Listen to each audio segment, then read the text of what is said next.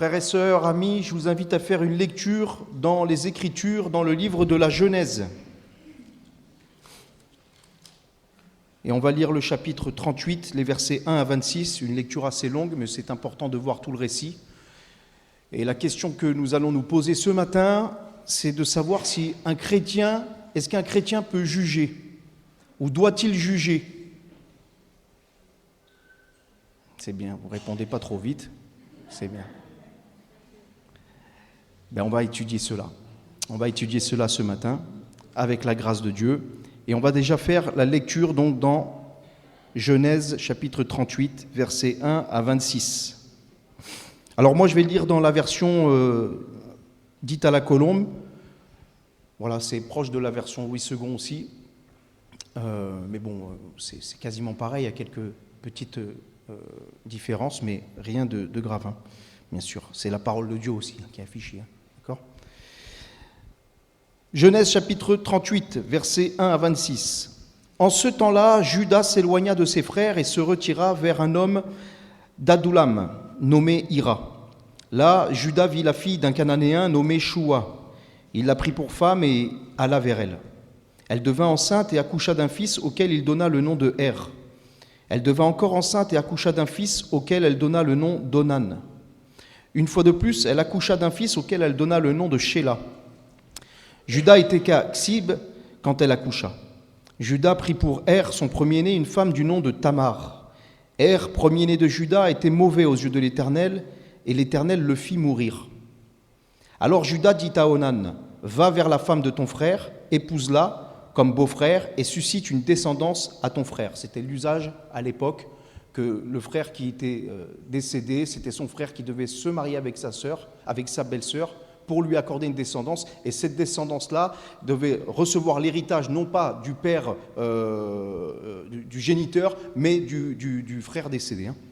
Donc Onan, sachant que cette descendance ne serait pas à lui, se souillait à terre lorsqu'il allait vers la femme de son frère, afin de ne pas donner de descendance à son frère. Ce qu'il faisait était mauvais aux yeux de l'Éternel, qui le fit aussi mourir. Alors Judas dit à sa belle-fille Tamar, « Reste veuve dans la maison de ton père jusqu'à ce que mon fils Shéla soit grand. » Car il se disait, « Celui-là aussi va mourir, comme ses frères. » Tamar s'en alla et resta dans la maison de son père. Bien des jours s'écoulèrent et la fille de Choua, femme de Judas, mourut. Lorsque Judas fut consolé, il monta à Timna, vers ceux qui tondaient son petit bétail, lui et son ami Hira, l'Adoulamite. On le rapporta à Tamar en disant, « Voici ton beau-père qui monte à Timna pour tondre son petit bétail. » Alors elle retira ses habits de veuve, et elle se couvrit d'un voile dont elle s'enveloppa et s'assit à l'entrée d'Énaïm, sur le chemin de Timna, car elle voyait que Shéla était devenu grand, alors qu'elle-même ne lui était pas donnée pour femme. Oui. Judas la vit et la prit pour une prostituée, parce qu'elle avait le visage couvert. Il aborda sur le chemin et dit, « Allons, je vais venir vers toi. » Car il n'avait pas reconnu que c'était sa belle-fille. Elle dit, « Que me donneras-tu pour venir vers moi ?» Il répondit, « Je t'enverrai un chevreau de mon petit bétail. » Elle dit, « À condition que tu me donnes un gage, jusqu'à ce que tu l'envoies. » Il répondit, « Quel gage te donnerai-je » Elle dit, « Ton cachet, ton cordon et le bâton que tu as à la main. » Quelque sorte, donne-moi ta carte d'identité. Oui, on fait version 2026. Il les lui donna. Puis il vint vers elle et elle devint enceinte de lui. Elle se leva et s'en alla, elle retira son voile et remit ses habits de veuve. Judas envoya le chevreau par l'intermédiaire de son ami l'Adoulamite pour reprendre le gage des mains de la femme, mais il ne la trouva pas. Il questionna les gens de l'endroit en disant, « Où est cette courtisane qui se tenait à Énaïm sur le chemin ?» Ils répondirent, « Il n'y a pas ici de courtisane. » Il retourna auprès de Judas et dit, « Je ne l'ai pas trouvée, et même les gens de l'endroit ont dit qu'il n'y a pas ici de courtisane. » Judas dit, « Qu'elle garde ce qu'elle a, ne nous exposons pas au mépris. Voilà que j'ai envoyé ce chevreau, mais toi tu ne l'as pas trouvé. » Environ 3 mois après, on vint rapporter à Judas, « Ta belle-fille Tamar s'est prostituée, et la voilà même enceinte à la suite de sa prostitution. » Alors Judas dit, « Faites-la sortir, et qu'elle soit brûlée. » Comme on l'a menée dehors, elle l'envoya dire à son beau-père, « C'est de l'homme à qui ces objets appartiennent. » Donc le cachet, le bâton, le cordon. « C'est de l'homme à qui ces objets appartiennent que je suis enceinte. Reconnais, je te prie, à qui sont ce cachet, ces cordons et ce bâton. » Judas les reconnut et dit, « Elle est plus juste que moi, puisque je ne l'ai pas donnée à mon fils Shéla, et il ne l'a connue plus. Et on va s'arrêter ici. Et quelle histoire, hein? Une histoire un peu crue, hein? Parfois, il y a des histoires, oh là là, il va prêcher sur ça, il ne faut pas le dire. On prêche tout ce qu'il y a dans la Bible, hein? Voilà. Donc ça, c'est une réalité. Alors ici, vous avez compris un peu l'histoire, je vous fais un résumé. Judas, un des fils de Jacob, voilà qu'il était marié, puis il devient veuf, et il est veuf, il se sent seul, le pauvre. C'est ironique, hein?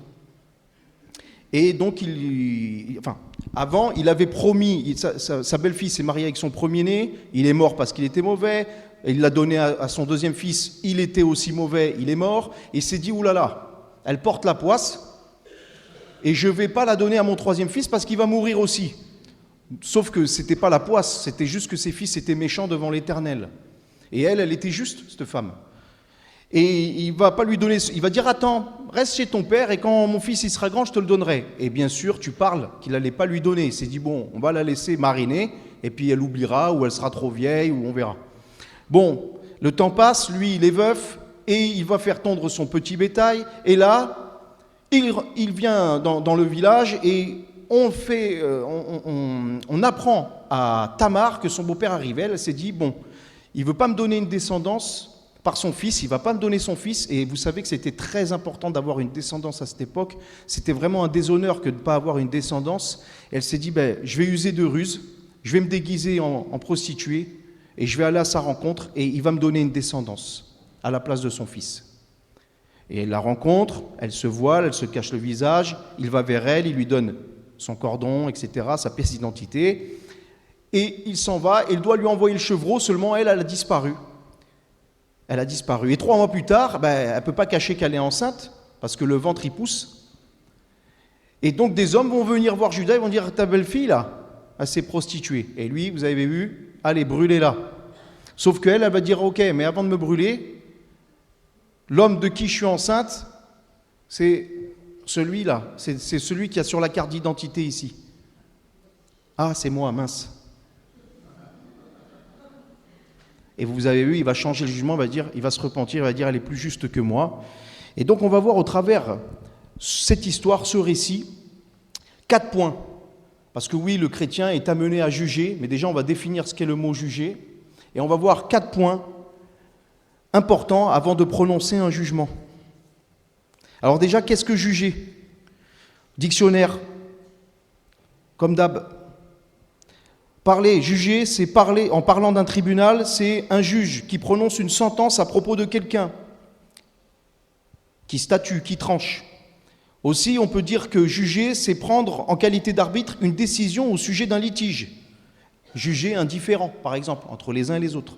On peut parler aussi de juger en évaluant la valeur de quelqu'un, de quelque chose.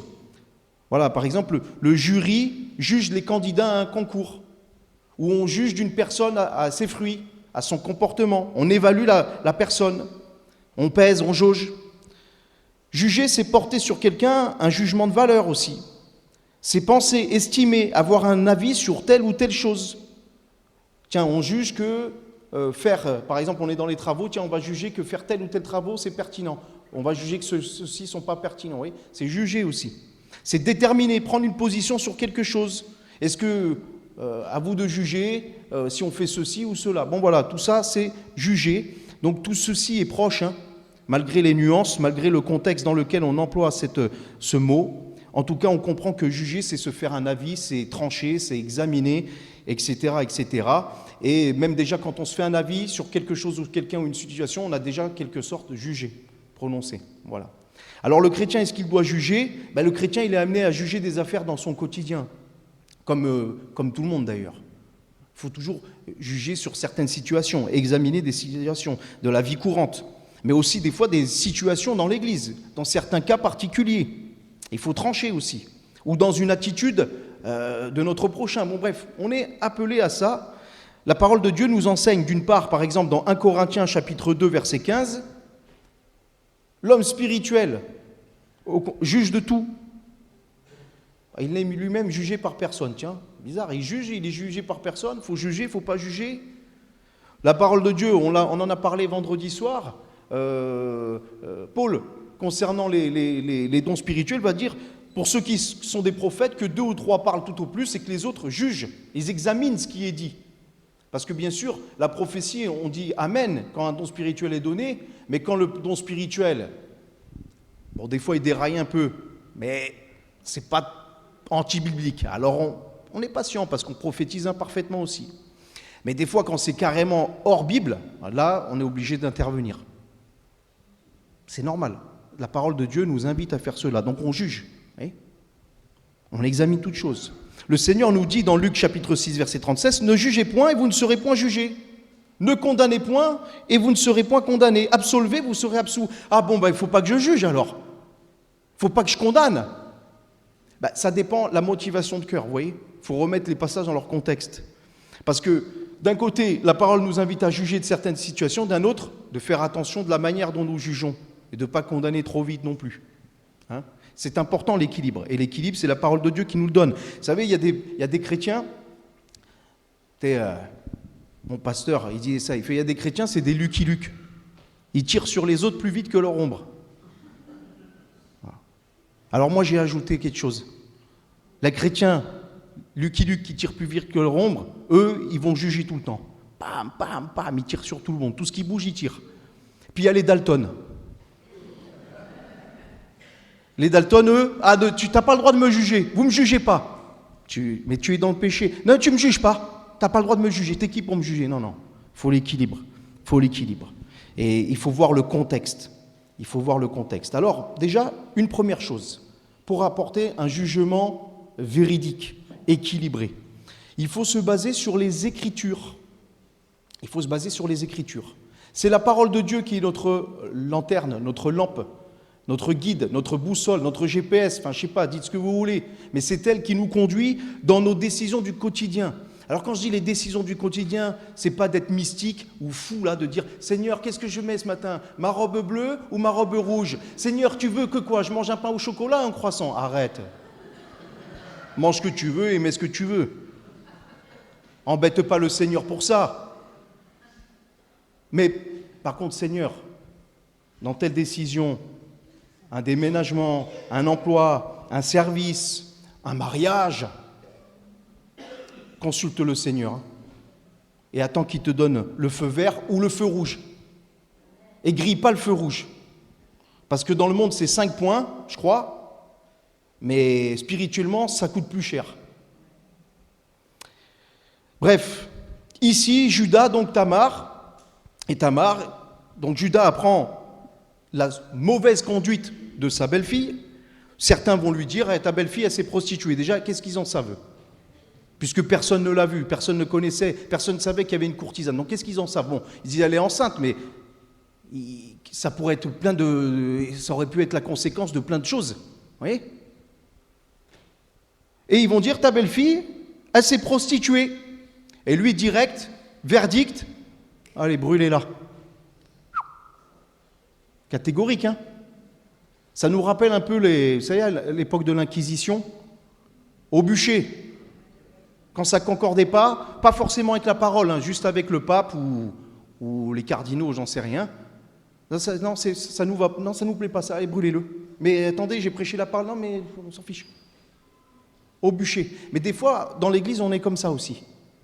On ne les brûle pas au bûcher, parce qu'on peut pas, il y a la loi qui nous arrête. Mais dans nos cœurs, on les brûle, les gens. Hein, ou avec nos paroles aussi. Hein, catégorique. Allez, boum. T'as fait ça, toi? Allez, tac. Toi, tu es comme ça? T'as telle attitude comme ça? Allez, ouais, fini. Virez-le, pasteur. Il faut le virer, lui. Il faut l'arrêter. Bon. Attends, parce qu'il faut d'abord consulter les Écritures, là-haut. Il faut voir ce que la Bible nous dit dans tel ou tel cas. Là, moi, je regarde, par exemple, Judas. Il demande qu'on brûle sa belle-fille. Mais dans la Bible, à son époque à lui, déjà c'était une décision non seulement qu'aucun homme seul pouvait prendre, mais bien plus tard, la loi de Moïse permettait de lapider une femme, de lui brûler, pas lapider, de brûler une femme, et la seule raison, c'était que l'homme avait couché avec la mère et la fille, ou que la fille d'un prêtre se déshonorait par la prostitution. Et il fallait des témoins et ce n'était pas comme ça. Donc Judas, il n'y a rien là. Tamar, elle ne rentre pas dans ce cadre-là. Donc Judas, il a prononcé quelque chose selon sa propre volonté, sa pensée. Tiens, j'estime que c'est bien de la brûler. Je trouve que c'est juste de la brûler. Parce qu'elle a déshonoré mon nom là en se prostituant, donc elle va charger elle. Ouais. Bon. Vous savez, il y a des procès truqués parfois hein, qu'on peut faire aux autres. Hein, et il y en a qui ont voulu piéger le Seigneur. Hein. Dans Jean chapitre 8, versets 3 à 7, ce passage, vous le connaissez. Un jour, les scribes et les pharisiens vont emmener une femme surprise en adultère. C'est Jean chapitre 8, versets 3 à 7. Alors, ils vont placer la femme adultère au milieu et ils vont poser cette question à Jésus. Maître, cette femme a été surprise en flagrant délit d'adultère. Moïse, dans la loi, nous a ordonné de lapider de telles femmes. Toi donc, que dis-tu ? Il disait cela pour l'éprouver, afin de pouvoir l'accuser. Mais Jésus s'étant baissé, écrivait avec le doigt sur la terre. Comme il continuait à l'interroger, il se releva et leur dit que celui de vous qui est sans péché jette le premier la pierre contre elle. C'est intéressant ce passage, comme toute la Bible. Mais Jésus, il ne s'est pas laissé piéger, hein, parce qu'ils ont mis en scène ce faux procès-là pour piéger et accuser Jésus. Pourquoi le piéger ? Parce qu'ils vont dire, est-ce qu'il va respecter la loi ? Est-ce qu'il va demander de tuer cette femme, de lapider cette femme ? Derrière, il y avait un plan machiavélique. Mais Jésus, c'est la loi. Jésus, c'est la parole de Dieu. Jésus, c'est la sagesse de Dieu.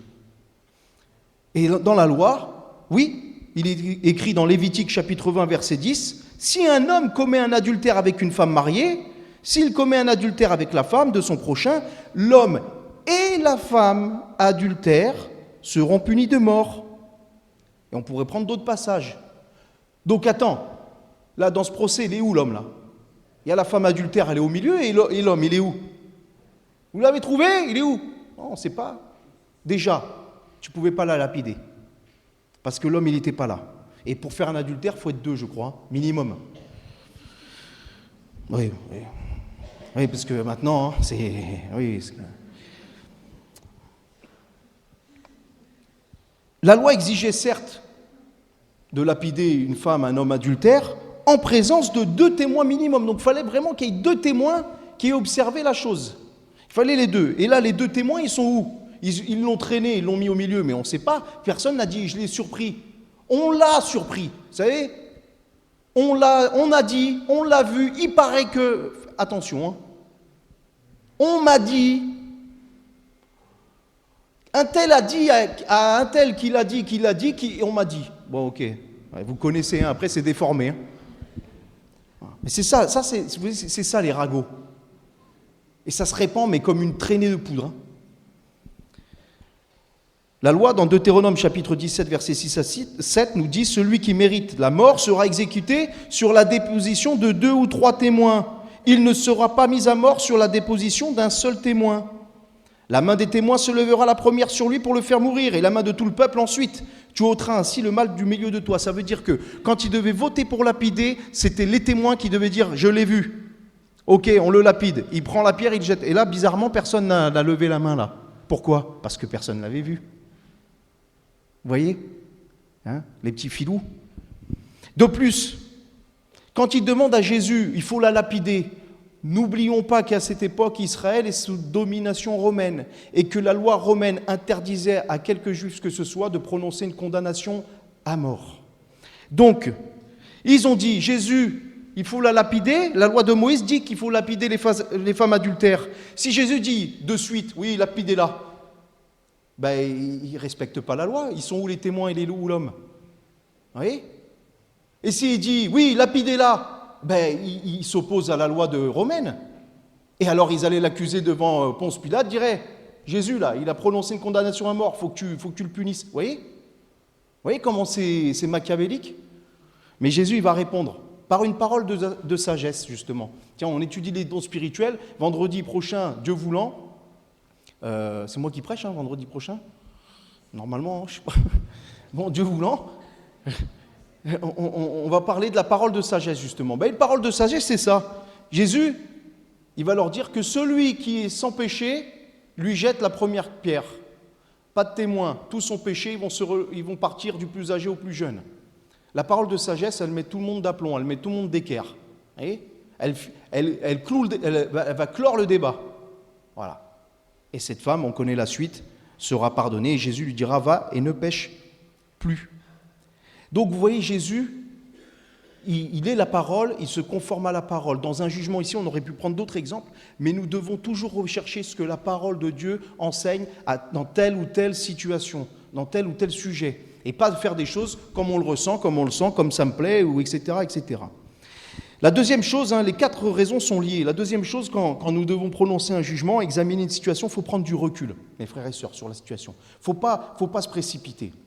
Il faut regarder les choses sur plusieurs angles. Il faut les replacer dans leur contexte. J'avais un prof de français, il disait toujours, quand vous rentrez dans une pièce, mettez-vous au fond, mettez-vous devant, et observez la pièce sur plusieurs angles. Et dans la vie, c'est comme ça, les jeunes, il faut observer les choses sur plusieurs points de vue pour se faire une idée plus globale et plus objective de la situation, etc., etc.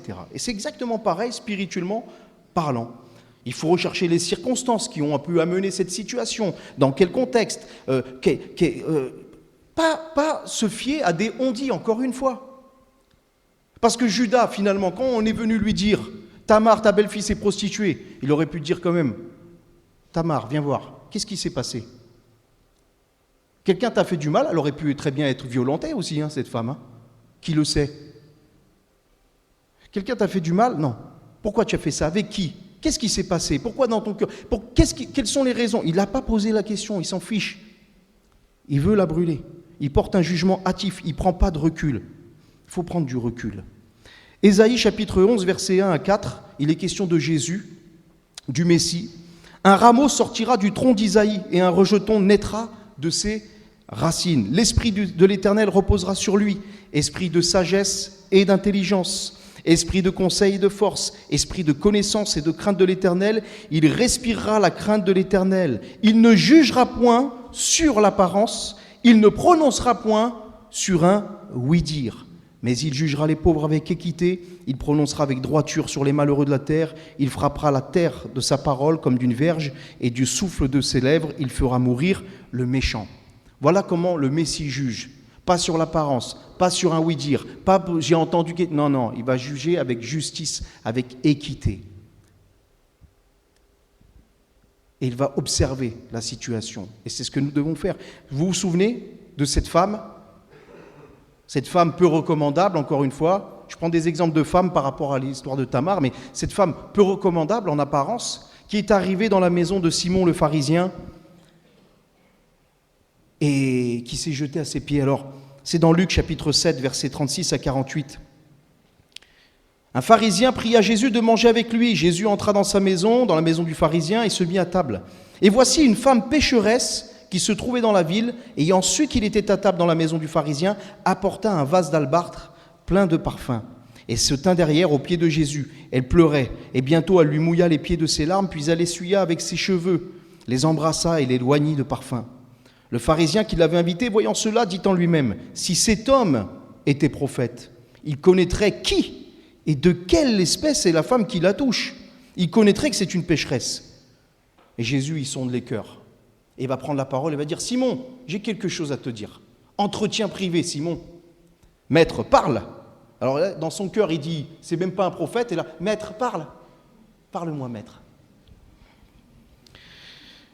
J'en étais où là?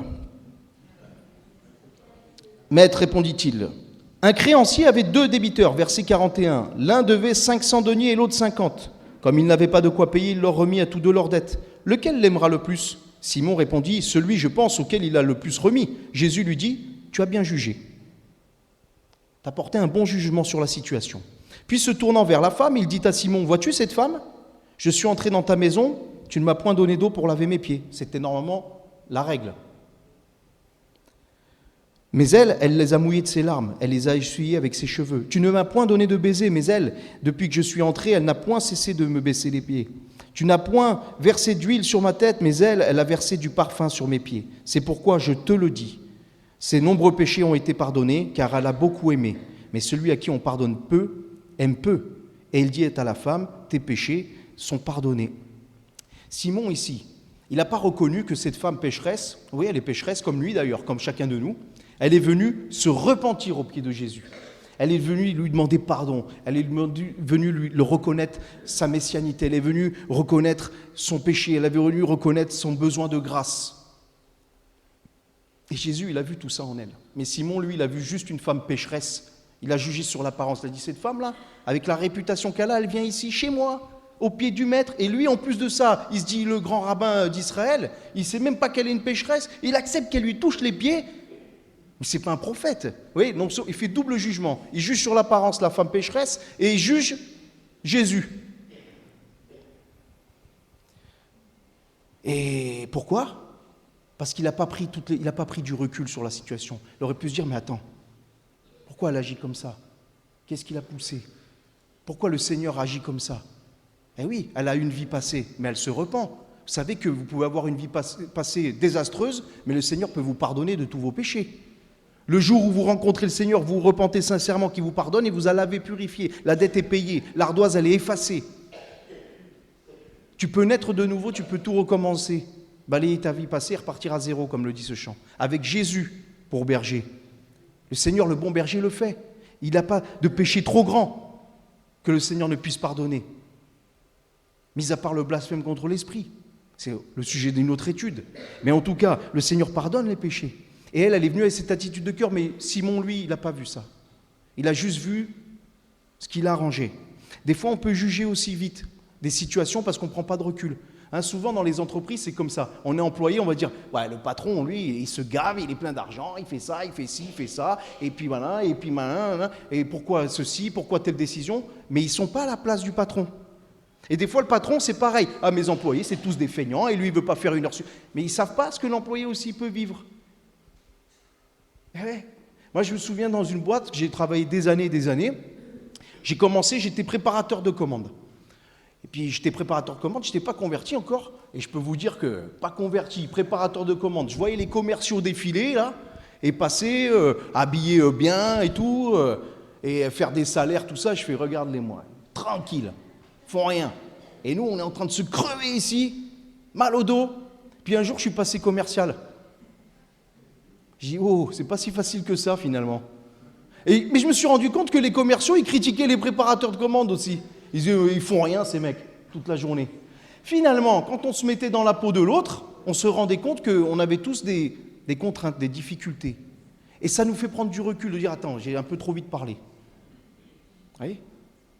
Des fois, c'est ça, avec son frère, sa sœur. Des fois, c'est avec le pasteur aussi. Le pasteur, pourquoi il fait ça, lui ? Pourquoi il n'intervient pas, là ? Pourquoi ? T'as peut-être pas toutes les données. Pourquoi ils disent rien, eux, là ? T'as peut-être pas tout. T'as peut-être pas pris assez de recul sur la situation.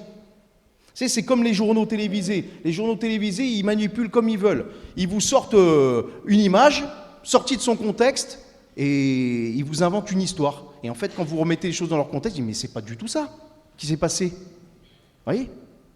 Donc attention. Prends du recul sur la situation avant de juger trop rapidement. On m'a dit, j'ai une version, attends d'écouter l'autre version, attends de voir dans quel contexte, dans quelle situation, pourquoi, qu'est-ce qui a amené, comment, te poser des questions avant de trop parler trop vite. Prends du recul, sinon tu ne peux pas bien analyser la situation. Dites-moi, vous ne pouvez pas lire un livre s'il est trop près de vos yeux, c'est vrai ou pas ? Vous avez essayé de lire la Bible comme ça ? Alors, on va lire Genèse 38. Bon, je vois rien, mais on va le lire. Non. Ah, ça va mieux. Eh oui, c'est bête, mais c'est vrai. Spirituellement, pareil, c'est pareil, mes frères et sœurs. Avoir une bonne lecture des autres, de la situation, il faut regarder sur plusieurs angles, il faut écouter plusieurs versions, il faut examiner, il faut prendre le temps, il faut prendre du recul. Ce n'est pas le dernier qui a parlé qui a raison. Ça va avec un autre point, c'est s'examiner soi-même. Il faut apprendre à s'examiner soi-même aussi. Parce que Judas, quand il a vu Tamar, il s'est dit, bon, ma belle-fille, c'est une prostituée, elle mérite la mort, basta. Ouais, mais t'as oublié que toi aussi, t'as été voir une prostituée il y a 3 mois. D'ailleurs, tu le sais pas encore, mais c'est ta belle-fille. Ah, ça, il l'a oublié, ça. Vous voyez ? Il a fait le tri. Et Judas, donc, va prononcer la sentence. Mais lui aussi, il méritait cette sentence. Parce que s'il y a des prostituées, c'est qu'il y a des clients. Et ouais, c'est le principe de l'offre et de la demande. Excusez-moi d'employer ce langage, mais c'est la vérité. Avec tout le respect que je vous dois, c'est la vérité. Donc, quelque part, toi aussi, Judas, t'es coupable, t'es responsable. Vous savez, les gens qui vont voir des prostituées, eh bien, ils sont complices du trafic. Les gens qui consomment de la drogue, ils sont complices du trafic. Eh oui. Non, mais moi, je fais rien. Moi, je fume juste un peu d'herbe tranquille chez moi. Hein, je fais de mal à personne. Ouais, mais tu participes au trafic. Eh oui. Vous savez, ça me rappelle aussi l'histoire de David et Bathsheba. Ah, David, il fait tuer Uri, son serviteur, il commet l'adultère, elle a un enfant, bref, voilà, il est là, et puis Nathan, le prophète, il vient lui raconter une petite histoire. David, il y avait un homme là, il était pauvre, il avait qu'une brebis, il l'aimait, il la chérissait, puis un homme riche, il a invité des gens, il ne voulait pas tuer ses brebis, il a pris la brebis du pauvre, il l'a tué, il a offert, voilà. Et David, il a dit, mais qu'un tel homme, il faut qu'un tel homme, il meure là. Et qui rentre 4 fois. Ah oui, Nathan, il lui a dit, c'est toi cet homme-là. Tuez cet homme-là, David. Il avait oublié David aussi. Il était prêt vite à condamner les autres, mais il avait oublié de s'examiner lui-même dans la foulée. C'est pour cela que Jésus nous enseigne dans Matthieu chapitre 7, versets 1 à 6. Ne jugez point afin que nous soyez point jugés, comme on l'a dit en introduction, car on vous jugera du jugement dont vous jugez. Et l'on vous mesurera avec la mesure dont vous mesurez. Pourquoi vois-tu la paille qui est dans l'œil de ton frère et n'aperçois-tu pas la poutre qui est dans ton œil? Ou comment peux-tu dire à ton frère, laisse-moi ôter une paille de ton œil, toi qui as une poutre dans le tien? Hypocrite, ôte premièrement la poutre de ton œil, et alors tu verras comment ôter la paille de l'œil de ton frère. Ne donnez pas les choses saintes aux chiens, et ne jetez pas vos perles devant les pourceaux, de peur qu'ils ne les foulent aux pieds, ne se retournent et ne vous déchirent. Ce que le Seigneur condamne ici, c'est le jugement hypocrite que certains prononcent à l'égard des autres. Parce que dans le contexte, quand on lit Jésus, il nous enseigne aussi à se faire un avis, à apprécier des situations, à juger certaines disciplines, et même à appliquer la discipline, et on va le voir juste après, par exemple dans l'Église, dans certains cas. Jésus nous dit, ne donnez pas des choses saintes aux chiens, ne jetez pas vos perles aux pourceaux, c'est bien qu'il faut se faire un avis à qui on parle aussi, les conseils qu'on donne. Oui, donc voilà. Donc Jésus, ici, condamne, non pas le fait d'examiner, de juger, de prononcer une sentence ou quoi que ce soit, il condamne le jugement hypocrite de quelqu'un qui va dire, il va dénoncer les autres quand lui-même, il en est coupable. Quand lui-même ne se l'applique pas à soi. Verset 12, tout ce que vous voulez que les hommes fassent pour vous, faites-le de même pour eux. C'est la loi et les prophètes. Et vous voyez, ce commandement-là, tout est résumé ici. Fais à l'autre ce que tu aimerais qu'on te fasse. Juge l'autre comme tu aimerais qu'on te juge. Sois tolérant envers l'autre comme tu aimerais qu'on soit tolérant avec toi. Aime et pardonne comme tu aimerais qu'on t'aime et qu'on te pardonne. Parce que finalement, le jugement de l'autre, c'est avant tout mon propre jugement. Avant d'examiner l'autre, je vais m'examiner moi. Avant de passer l'IRM à l'autre, je vais me passer un IRM. Moi, quand je prépare un message, souvent, même tout le temps, je suis repris. Je vais prêcher ça. Oh Seigneur, je vais le prêcher, mais moi aussi, il faut que je m'examine. Moi aussi, il faut que je m'humilie devant ta face, Seigneur. Il faut que j'essaie de me mettre à la place de mon prochain aussi. J'essaie de chercher à comprendre un peu. Ou comment j'aurais agi dans telle ou telle situation. Pourquoi est-ce que Tamar a agi comme ça? Mais parce que son beau-père, il l'a trompée. Alors, je ne dis pas que c'est bien ce qu'elle a fait. C'est pas bien. Mais ce qui l'a poussé, c'est que les 2 fils de Judas, ils étaient méchants et que son beau-père, il était méchant par-dessus aussi. C'est ce qui l'a amené à faire ça. Ça, Judas, il aurait pu le dire. Il aurait pu le réfléchir. Comment est-ce que j'aurais aimé qu'on agisse à mon égard si j'avais été tombé dans un péché ou si j'étais tombé dans une situation? Qu'est-ce que j'aimerais? S'il y a un vrai cœur repentant, comment j'aimerais qu'on agisse à mon égard? Est-ce que j'aimerais qu'on le publie sur la place publique, qu'on me jette en pâture pour que tout le monde sache que j'ai agi de telle sorte? Est-ce que vous aimeriez qu'on vous fasse ça? L'autre non plus, il n'aime pas qu'on lui fasse. Et oui, vous savez, dans l'Église, on peut vite condamner aussi les uns les autres. On condamne par exemple plus rapidement les enfants des autres. On est plus sévère et plus exigeant à l'égard des enfants des autres qu'avec nos propres enfants. Avec un tel, oh, il faut faire il faut faire comme ça. Avec les miens, ouais, mais vous comprenez. Oui, on comprend. On comprend que tu as une balance pas juste. Il faut appliquer les mêmes règles pour tout le monde, même pour tes enfants. Eh oui, c'est ça. On condamne vite. Ah, vous avez vu, ce frère-là, il est médecin urgentiste ou il est pompier ou je sais pas quoi, il est ambulancier. Il vient un dimanche sur deux à l'église. Franchement, c'est normal, vous croyez, un chrétien qui a un travail le dimanche? Ouais. Et le jour où c'est toi qui vas aux urgences, ah frère, il était là, je suis tombé en panne, je suis tombé en panne. J'ai eu une crise cardiaque un dimanche. Je l'ai vu. Un frère durant un culte, merci Seigneur, il l'a gardé, il est toujours. Un frère durant un culte, il nous a fait une crise cardiaque, en plein culte. Merci Seigneur pour le pompier qui est venu le chercher, qui travaillait le dimanche. Merci Seigneur pour le médecin urgentiste qui est là un dimanche sur deux, mais ce dimanche-là, heureusement, il était à l'hôpital. Ah oui, il faut faire attention. Ça ne veut pas dire qu'il ne faut pas venir le dimanche. Il y a des raisons valables, il y a des raisons, vous m'avez compris. Alors après, chacun il s'examine, mais bon, des fois, il ne faut pas raconter la messe non plus, comme on dit. Il n'y en a qu'un qui raconte la messe ici, c'est moi. Je rigole, bien sûr. On va dire, quel orgueilleux, celui-là, il se prend pour qui? Il n'y en a qu'un, t'es qui, toi? Ah, ça va, c'est de l'humour. Vous avez compris. Le dernier point, dans le jugement, il faut faire preuve d'amour. C'est lié au précédent. Quand on s'examine soi-même, de suite, on a un peu plus de tolérance. Bizarre, on a un peu plus de mesure. Quand Tamar va sortir le cachet, le cordon et le bâton, la carte d'identité de Judas, quand il va comprendre que c'est lui le responsable, que sa belle-fille, elle est enceinte de lui, à cause de son péché aussi, finalement, il va se rendre compte que lui aussi, il a besoin de pardon et de miséricorde. Il va se rendre compte que, attendez, la brûlez pas trop vite, parce que si vous la brûlez, vous allez devoir me brûler avec. Donc non, finalement, ne la brûlez pas. Mais là, Judas, il s'est vraiment repenti devant le Seigneur. Il s'est vraiment humilié. Et il va dire, elle est plus juste que moi. Elle est plus juste que moi. Voilà. Je suis qu'un orgueilleux. Je suis qu'un homme cruel. Et heureusement qu'il s'est repenti, parce que vous savez que de Judas et Tamar descendra le Messie. Vous le saviez, ça? Ben maintenant, vous le savez. Matthieu chapitre 1, versets 1 à 3.